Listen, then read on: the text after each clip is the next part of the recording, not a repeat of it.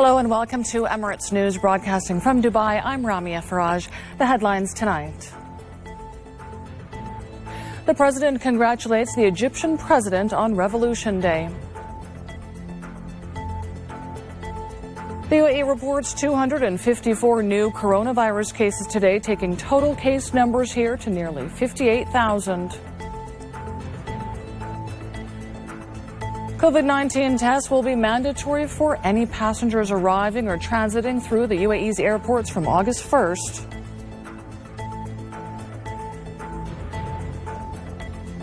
And in sport, the UFC president and fighters offer their thanks to Abu Dhabi as the final event of their July series takes place this weekend.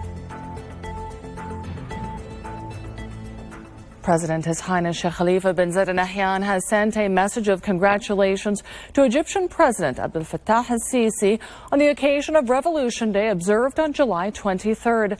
His Highness Sheikh Mohammed bin Rashid Al Maktoum, Vice President, Prime Minister and ruler of Dubai, and His Highness Sheikh Mohammed bin Zayed Al Nahyan, Crown Prince of Abu Dhabi and Deputy Supreme Commander of the UAE Armed Forces, sent two similar congratulatory messages to President al-Sisi. Their Highnesses also sent messages on the occasion of Egyptian Prime Minister Dr. Mustafa Madbouti. The UAE reported 254 new coronavirus cases today, taking our total case numbers to nearly 58,000. Another 494 patients have recovered, with more than 50,000 people across the country now fully recovered from the virus. It comes after the UAE conducted a further 54,000 tests in recent days, with more than 4.5 million local tests since the pandemic began.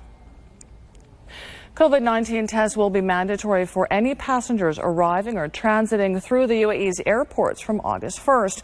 The National Crisis and Emergency Management Authority and the Ministry of Foreign Affairs and International Cooperation say passengers will be required to undergo testing before they board their planes. All citizens, residents, tourists and transit passengers will be required to follow the new requirements regardless of which country they're flying from. Children under 12 and those with severe and moderate disabilities will be exempt from the new rule.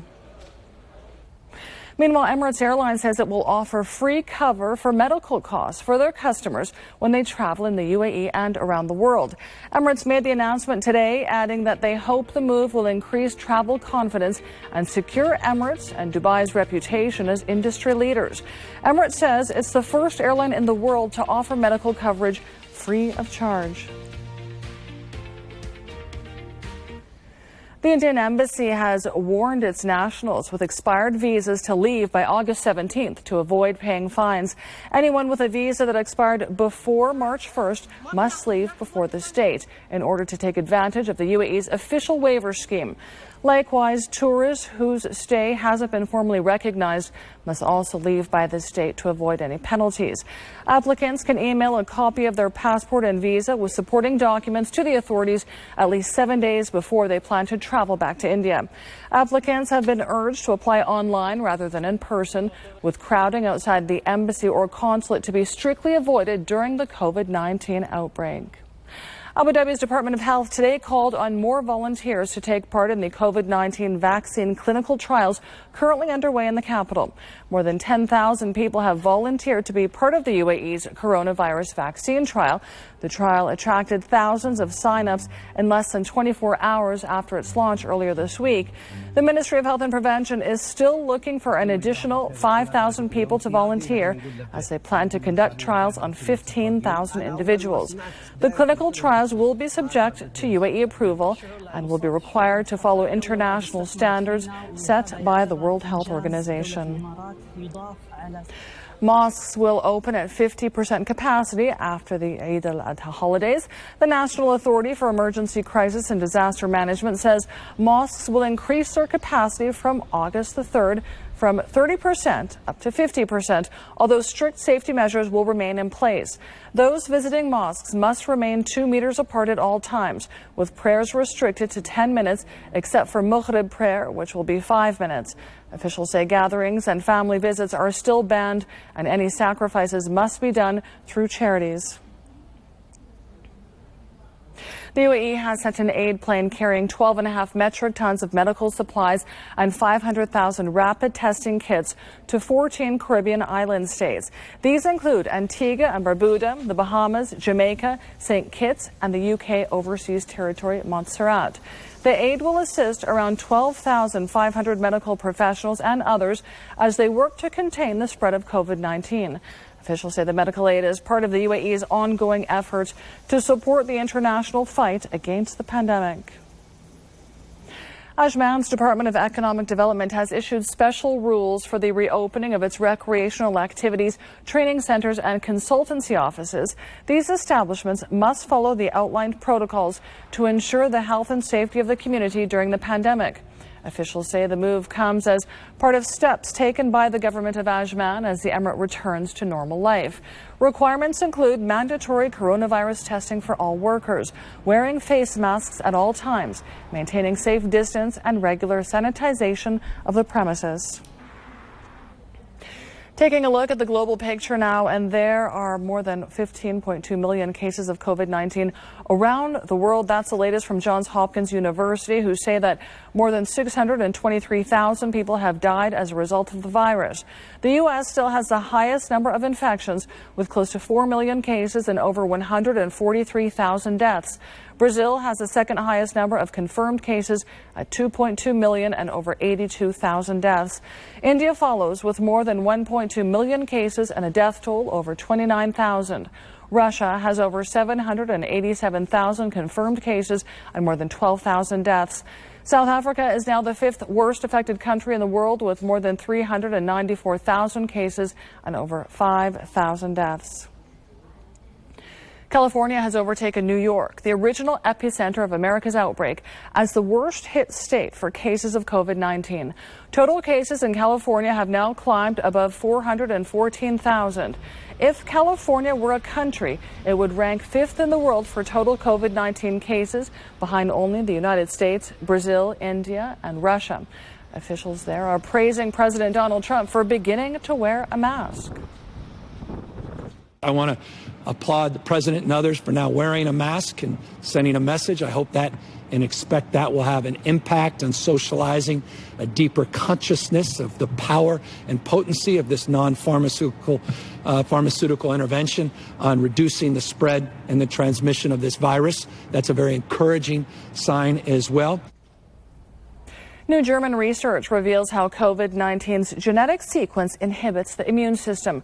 Scientists at Ludwig Maximilian University say when the virus invades a cell, it inserts into it a piece of malicious code. Put simply, this inhibits the normal signals that would typically be sent to the immune system to alert it of infection. The blockage then results in the collapse of a major line of defense against infection. To other news now, and the Eid al-Adha holiday for the UAE's banking sector has been announced. Banks across the nation will be shut from Thursday, July 30th until Sunday, August 2nd. Work will resume on Monday, August 3rd. Earlier, the UAE Federal Authority for Government Human Resources announced that Eid al-Adha holidays for ministries and federal entities will also be from Thursday, July 30th to Sunday, August 2nd, with work resuming on Monday, the 3rd. The Federal Authority for Nuclear Regulation held a virtual meeting to review its performance during the second quarter. The Board of Management also discussed the progress in implementing several initiatives planned throughout the year. They reviewed the latest updates of the 4 units of Baraka nuclear power plant.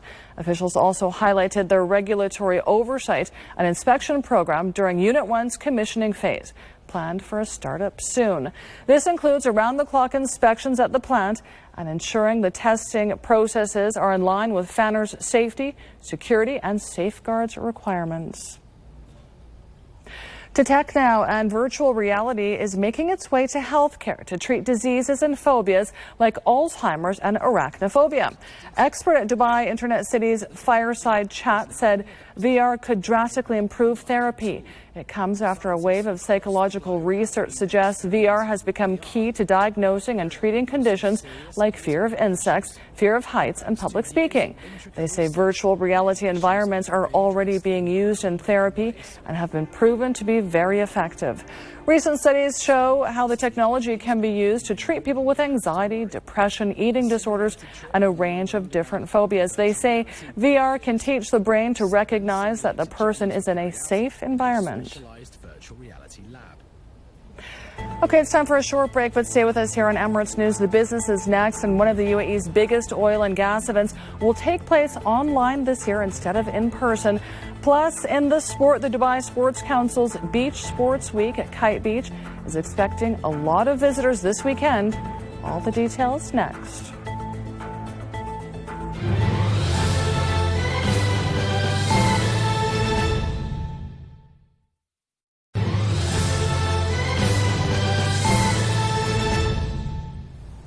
Welcome back to Emirates News. Our top story tonight. UAE leadership today congratulated Egyptian President Abdel Fattah al-Sisi on the occasion of Egypt's Revolution Day.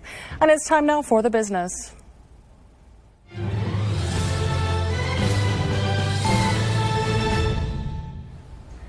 One of the UAE's biggest oil and gas events will take place online this year instead of in person.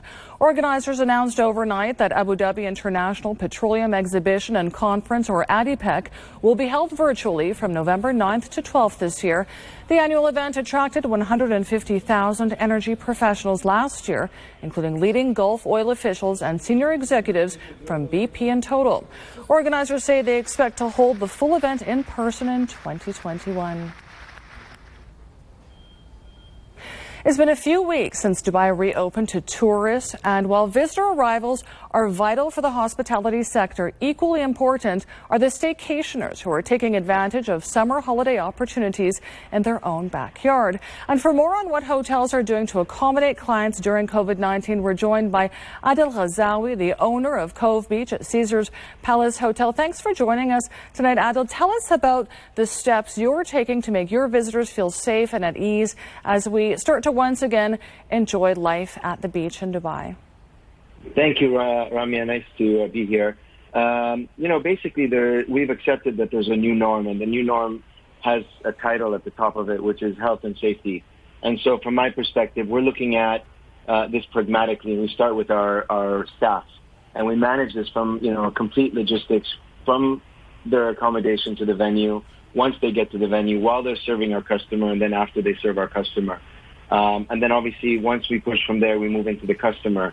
And, once people walk through the door, we're very diligent about temperature checks, very diligent about sanitization. We put sanitizers across the venue. We enforce social distancing, 100% in line with the rules and regulations and guidelines. Our pools, for example, are cleaned and looked after every morning before anyone gets into the pools. We manage our distancing, and it's one person per 4 square meters in a pool. So in our pools, for example, we get no more than 30 people at any given time. And then finally, with what's happening, there's been an emergence in the U.S. In technology as it relates to new technologies focused on, health and safety. And so I'm taking that very seriously. Well, we know that a top germ spreader is poor hand hygiene in food workers. And as you mentioned, you're using a new technology to ensure hand hygiene among your staff. It's called PathSpot. Tell us a little bit about how this works. So, as I said, earlier said that I'm personally an investor in technology around the world, and one of the most important areas right now is things around technologies around food and health and safety and F&B. And so I found this company called PathSpot in the U.S. as an example. And basically, what blew me away was these guys was the amount of foodborne illnesses around the world, millions of cases, and basically more than half of these cases were due to bad hand hygiene. And so basically, this is a hand scanner. It detects a contamination such as E. coli, Salmonella, hepatitis within 2 seconds with a 99% accuracy. And so, and then once your staff are using this, it logs all their hand washing habits in a dashboard. So it allows management to keep track of our staff's hand washing habits. And it just keeps us in touch with that, which is an important. And now I'm going to be putting these across the board at Cove, in the kitchen, in the restrooms and across the venue. And we're also doing a bunch of things in thermal scanning and food automation, but that's the most important one for now. It's incredible technology, and I'm sure that many hotels and restaurants across the UAE will be implementing it very soon. Tell us a little bit about your business, how it's performing this summer in light of this turbulent year, and if you would just give us some projections for the hospitality sector's performance over the next year or so. Well, first of all, I want to start by saying that the Dubai government has done an incredible job at managing this pandemic. I mean, I speak to people all over the world in our industry, and no one's even close to being or even starting a recovery from where they were. They opened, they shut down, they opened, they shut down, and they're suffering. I think we're leading the charge, and that's thanks to the Dubai government's attention to this pandemic. And so basically, the process of reopening has been very methodical. We started with, the venue at a certain level, and then we started with the beach opening up, and then we started with the pools. And it's been a very gradual reopening, which, to some people is frustrating. But for us, I mean, it's been an incredible journey to watch how people just adapt. And so for us, we've taken this opportunity to focus on, reinventing ourselves as a business, reinventing our business models to reflect today's environment, taking care of our team, staying in touch with our customers, and activating a bunch of things that I personally have wanted to activate for a while, but honestly really never had the chance to do that. We keep in touch with the Dubai government agencies on a regular basis as it relates to making sure that we're completely 100% in line with all the guidelines. And so, we've been patient, and we've gone with, the guidelines 100%. And on the back of that, our business has been growing for the last couple of months. And, we're at a point right now where I think where most people around the world don't even know when they're going to be open. We're about 20 to 20% under my current budget or this month last year, same June last year, same July last year. And so I think because of all of this, post-COVID, Dubai is in an upward trajectory and in a recovery mode. That's what we see in our business. Wonderful. So this gradual reopening is allowing customers to come back and feel safe, and this in turn is increasing your profitability. Thanks so much for joining us, Adel Ghazawi, the owner of Cove Beach at Caesars Palace. Thank you. The Ministry of Finance today launched a digital system to collect revenue and public funds. Officials say the system is a step towards automating government financial work and collecting national debt. The ministry is using digital solutions to raise business efficiency and to reduce potential human error. Creditors' files submitted through the system are checked along with the relevant documents. In the case of debtors' files transferred to the courts, collections will be made exclusively through bank transfers. Improving the collection of government revenue falls in line with the UAE Vision 2021.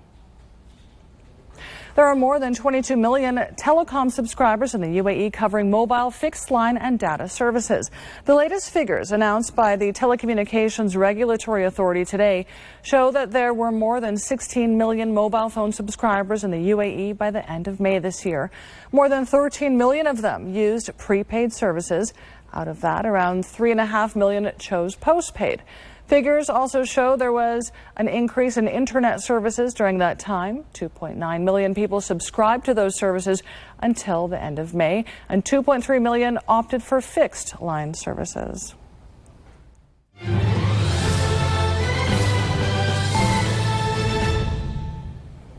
Sport now, and with just one event to go of the UFC's month-long stay in Abu Dhabi, a new video has been released about the efforts it took to stage 4 fight nights under the current safety conditions.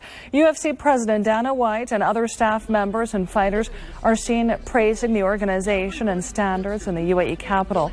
Although Fight Island was designed and constructed quickly, all 3 events so far have gone ahead without a hitch. The last of the 4 shows is on Sunday morning, but the UFC is expected to return at least once more before 2020 is over. Golf and the revamped Race to Dubai season is in the UK now for the British Masters. The global pandemic saw the original season plan scrapped in March, and it took until this month for the European Tour to be ready to start staging events again. after 2 weeks in Austria. The race to Dubai is now in the UK for 3 consecutive events, starting with the British Masters. Veteran Lee Westwood, who won in Abu Dhabi in January, is officially the event host and is delighted to be back on the course, but he says he's also wary of being complacent. You don't realise how much you miss it until it's kind of taken away, and you know the key workers have done an incredible job. And you know the last thing we want to do as a tour is to go to these communities where we're playing these tournaments over the next 6 weeks and you know start anything off again. So that's why we've got to be so careful and you know with them in mind above anybody else, because they're the ones that's going to have to look after people if we make a mill. Football and Al Wasl Club are training for the 7th straight day since professional clubs were allowed to resume their normal daily practice routines under the new safety guidelines. Like their Arabian Gulf League rivals, Al Wasl gathered their team and coaches together as soon as they got permission from the government. The new UAE League season will begin in early September, and Al Wasl will be determined to do better than 7th in the league, which is where they were when the league was postponed and then cancelled back in March.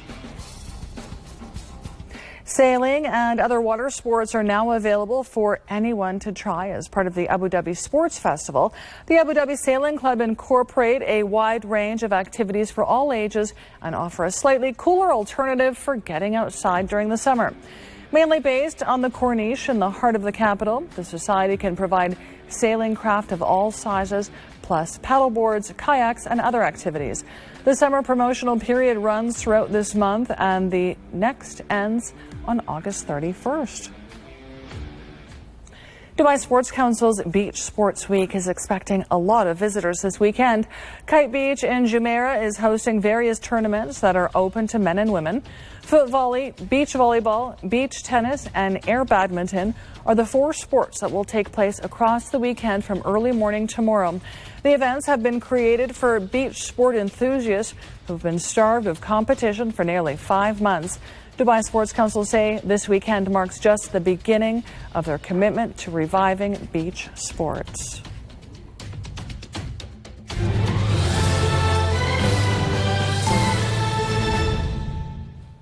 And finally tonight, it's been revealed that parking your car in Dubai is cheaper than most other major cities in the world.